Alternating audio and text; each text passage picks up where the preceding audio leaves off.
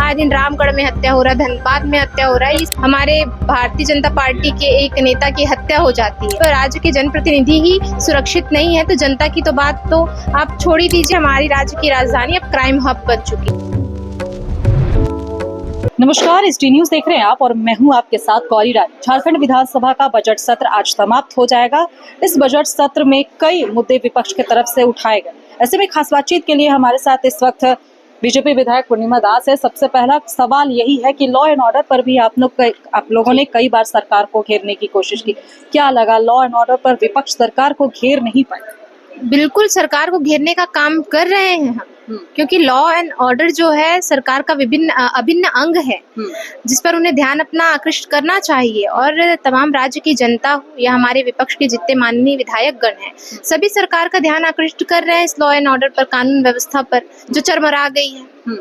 सिर्फ राजनीति बोल है या सच में आप, क्योंकि विपक्ष आक्रामक नहीं, अगर होती तो शायद प्रशासन पर भी एक जोर होता। देखिए, अगर हम आक्रामक होंगे तो ये जो है हमें ही दोष देने का काम कर रहे हैं। आप देख रहे हैं हमारे भाजपा के कैसे नेताओं को जेल में डाला जा रहा है। अगर जो है अपराध या अन्याय के प्रति आवाज उठाना अपराध है तो भारतीय जनता पार्टी के तमाम कार्यकर्ता, चाहे विपक्ष के हो, विपक्ष के माननीय विधायक गण हो, चाहे हमारे राज्य की जनता हो, सभी इस पर आवाज उठाएंगे। अनिल टाइगर की कल हत्या कर दी गई भाजपा नेता थे, आज बंद कॉल किया गया, आप कैसे देख रहे हैं इस बंदी को? मैं तो इसके समर्थन में पूर्णतः हमारी समस्त भारतीय जनता पार्टी के पूरी जो कार्यकर्ता है सभी लगे हुए हैं। पूर्व मुख्यमंत्री भी पहुंचे हुए हैं। जी। तो बस मैं यही कहना चाहूंगी कि विधि व्यवस्था को हो क्या गया है, सरकार को धरातल पर उतरने चाहिए, अपने सभी कानून व्यवस्था को जो है चुस्त और दुरुस्त रखना चाहिए। जिनकी ये वादे करते हैं, बैठकें लेते हैं, पर बैठक को लेने से कोई समाधान निकल नहीं पाता है। उनके सामने फिर दूसरा एक उदाहरण प्रस्तुत हो जाता है,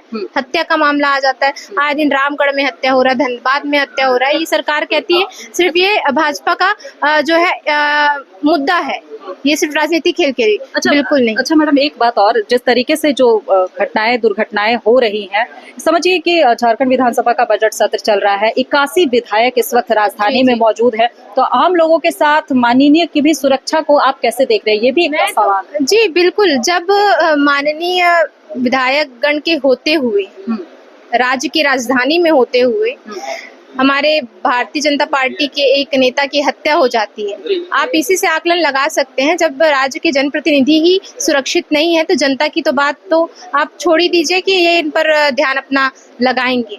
मैं तो यही कहना चाहूंगी कि हमारी राज्य की राजधानी अब क्राइम हब बन चुकी है। अच्छा, एक आखिरी सवाल लेते हैं, बजट सत्र आज खत्म हो जाएगा, आपका ये पहला एक्सपीरियंस था बजट सत्र में शामिल होने का, कैसा रहा, कैसे देखी आप?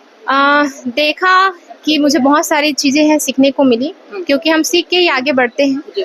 और मेरा ये पहला सत्र था जिस पर मैंने अपनी बातें, अपने क्षेत्र की समस्याओं को इस सदन के पटल पर रखा है, और निसंदेह उस पर मैं हमेशा आवाज उठाती रहूंगी। जिस पर काम नहीं हुआ है सरकार का ध्यान आकृष्ट करवाते रहूंगी। चलिए, बेहद शुक्रिया।